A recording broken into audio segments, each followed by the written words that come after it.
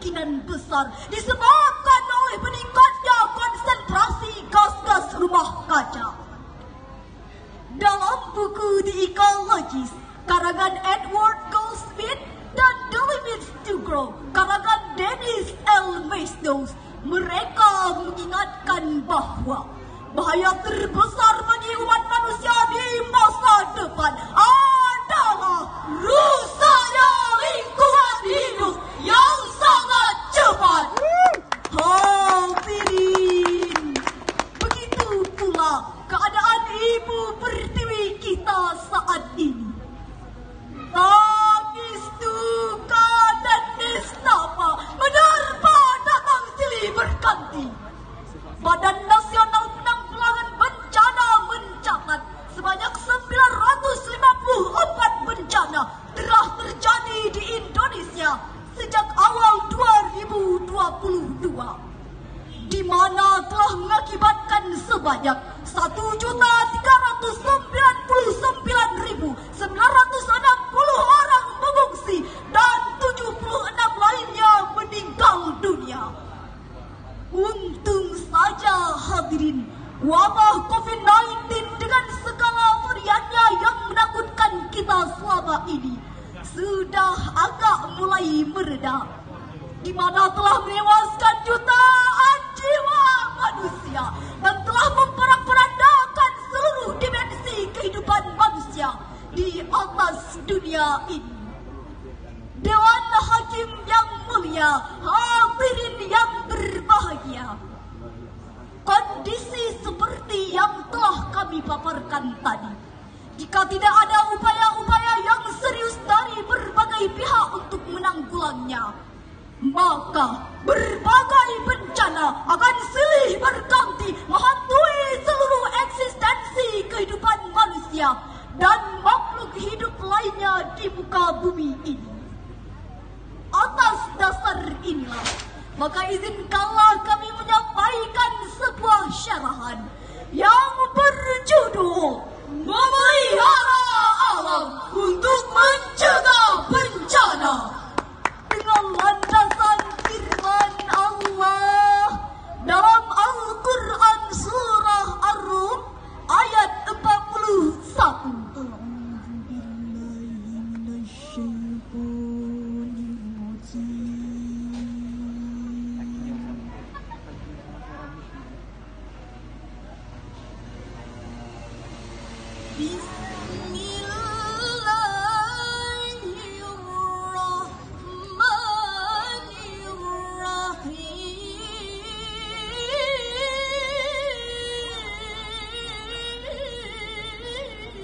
Allah, Allah, ya Allah.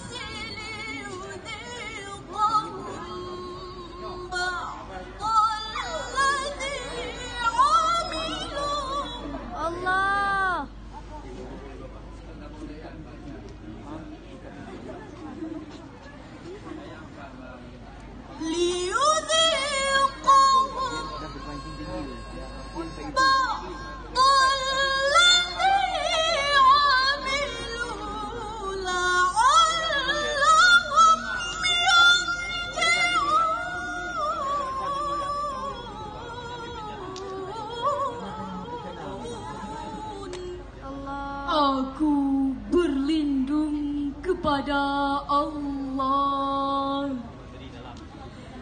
dari godaan syaitan yang terkutuk, dengan menyebut nama Allah yang Maha Pengasih, Maha Penyayang. Telah tampak kerusakan di darat maupun di laut diakibatkan ulah tangan manusia. Oleh karena itu, Allah merasakan kepada mereka sebagian dari apa yang mereka perbuat, agar mereka kembali ke jalan yang benar. Dewan Hakim yang arif dan bijaksana, hadirin yang berbahagia. Menurut kajian ilmu balaghah, firman Allah tersebut termasuk dalam khabari atau suatu informasi tentang kerusakan bumi yang diisyaratkan dalam kalimat Dhahar al-fasad, telah nampak kerusakan. Sedangkan yang dimaksud dengan kata al-fasad yaitu keluarnya sesuatu dari keseimbangan, baik sedikit maupun banyak. Demikian penafsiran Imam Ar-Raghib Al-Asfahani dalam Mu'jamu Mufradat Al-Fazil Quran halaman 636.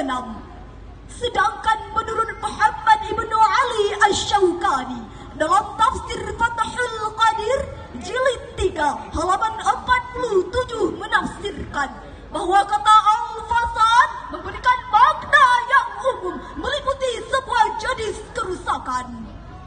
Hadirin, Profesor Dr. Muhammad Quraish Shihab dalam tafsirnya Al-Misbah volume 4 halaman 236 menafsirkan bahwa terjadinya kerusakan fil barri wal bahri, di daratan maupun di lautan. Kerusakan di daratan berupa gempa bumi, gelombang tsunami, banjir bandang, dan pencemaran lingkungan yang menyebabkan menipisnya lapisan ozon. Sedangkan kerusakan di lautan yaitu rusaknya ekosistem biota laut sebagai dampak kemaksiatan manusia. Salah satunya adalah berupa kerusakan alam. Senada dengan itu, Ibnu Katsir dalam tafsirnya jilid 6 halaman 320 baris ke-10 dari atas menafsirkan, bima kasabat aydin nas ay bisababin ma'asin nasi wa dhunubihi li anna salah al-ardi was samai bita'ah. Artinya, penyebab semua kerusakan yang ada di atas muka bumi ini disebabkan oleh kemaksiatan dan dosa manusia. Sedangkan terjaganya alam ini disebabkan ketaatan manusia. Hadirin, mari sejenak kita dengarkan bait lagu buah karya Ebit G. Ade berikut ini. Mungkin Tuhan mulai bosan melihat tingkah kita yang selalu salah dan bangga dengan dosa-dosa, atau alam mulai enggan bersahabat dengan kita. Coba kita bertanya pada rumput yang bergoyang. Dewan Hakim yang mulia, hadirin yang berbahagia, sampai detik ini kita terus menghancurkan planet tempat kita tinggal, menyalahgunakannya seolah kita memiliki planet cadangan. Manusia telah meracuni udara, tanah dan air, serta mengisi lautan dengan sampah dan limbah.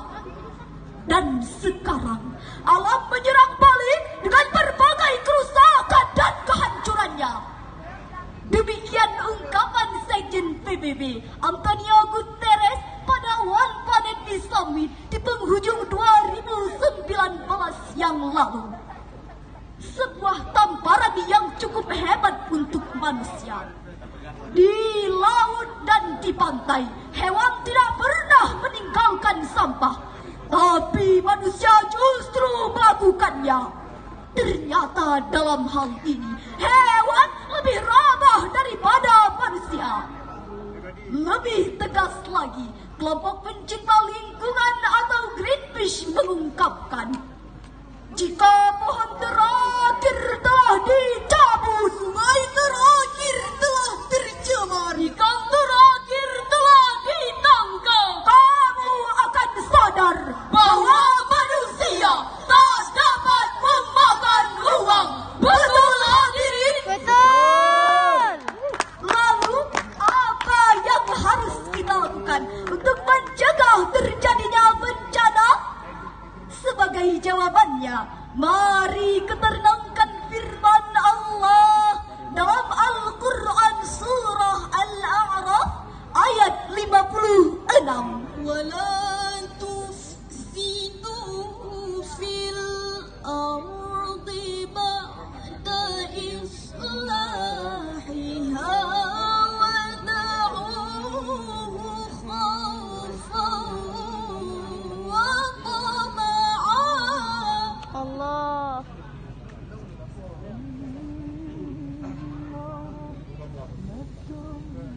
Inna rahmatallahi qaribun minal muhsinin.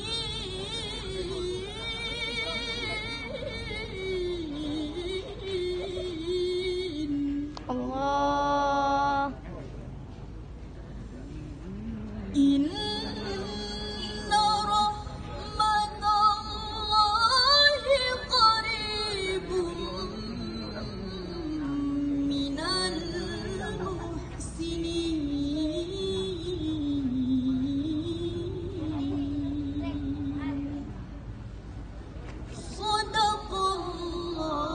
Sadaqallahul azim.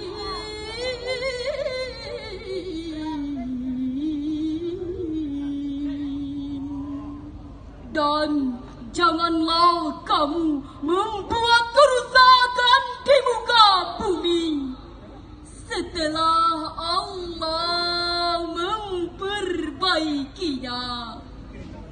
Dan berdoalah kepadanya dengan rasa takut dan penuh harap.